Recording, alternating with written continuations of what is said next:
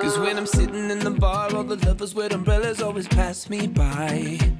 It's like I'm living in the dark. When we were growing up, you were always in the shadows of rock music. You had U2, Hot House Flowers, you've got Waterboys, you've got a lot of big acts that, like I said, cast a very large shadow, and I think it does reinstall into you great stories, great lyrics, great melodies on a very raw side, unproduced even side of things.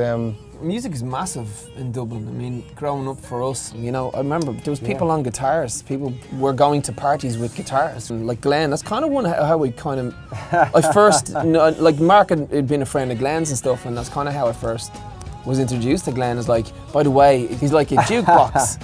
He's like a jukebox, like just give him any song and you'll go for it. And it's the same thing, you just come over, bring Glenn over to the party, you just sit there banging on a guitar. Yeah. And it's amazing because music has always been massive.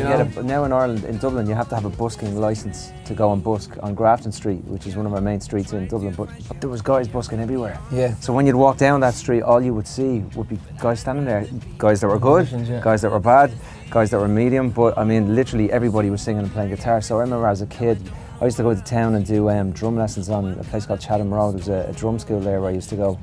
And for me, I used to walk down Grafton Street to get there, and I'd just see and hear people playing music, and I'd go in and do my drum lessons. So, but prior to all of that, when I was playing, I was very into rock music, and for me it was Europe, The Final Countdown. You know what, if it was a soundtrack and if it was an album, U2 are definitely on there, yeah. With a shout. When that broke, Joshua Tree, like it went so big as it did, that really put in my head the possibility of being able to do that as a band from Ireland, you know, to go that big, because up to that point I don't think there was a band that had done that from Ireland, you know, and went that big worldwide. I think things like, and what was massive even then, and probably a testament to, with David Bowie and Queen, as two stable diets of corner posts and music that would have held up pitched a big tent for everybody as well to sit under, because diversity in music, while it just wasn't common for bands to be able to go that diverse, that was the fearlessness that I remember associating myself with. Because I love music, you know, just in general. I don't have a particular genre or anything, but kind of captivated my imagination, I guess, would be James Taylor. New Moonshine, that album. It was the first time I'd really, I guess I was coming to age and I was listening to lyrics.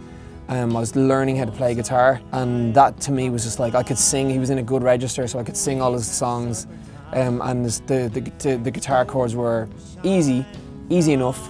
He played a lot better, obviously, but I could play like the main chords. That then led me on to Bob Dylan, because I was like, well, if you like James Taylor and you think he's good on guitar and good with, you know, vocals and melodies, wait and hear this guy.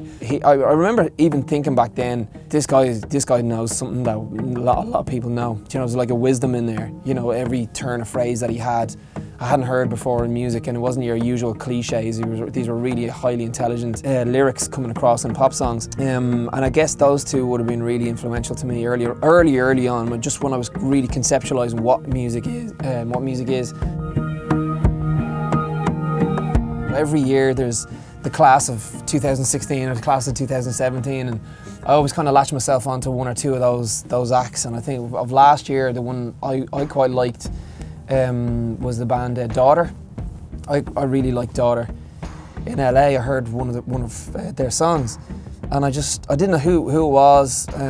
Went on, checked them out, and I was kind of trying to tell everybody about anybody who was listening. I was like, you need to check them out. You know, I thought I was like spreading the word and like getting them out, you know, getting them out there, but I didn't realise they were already kind of a big deal, you know.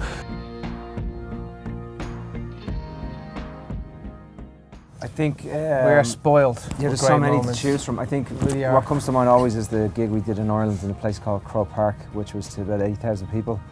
And we walked out and we played really well in front of that many people. We played a great show. It went online, it was live online as well. I got to go home really early at 5 AM, like after the party, and open up my laptop and watch it again after being in it. So that was interesting, but I was a lot of pride that we got that far and we got to go out and put on an amazing show, because when I watched it, I felt even better watching it later on than I was while I was doing it, because later on I got to see how amazing it looked from the other side. So that was a great moment. That was definitely a highlight. Yeah, I'd say the same for me.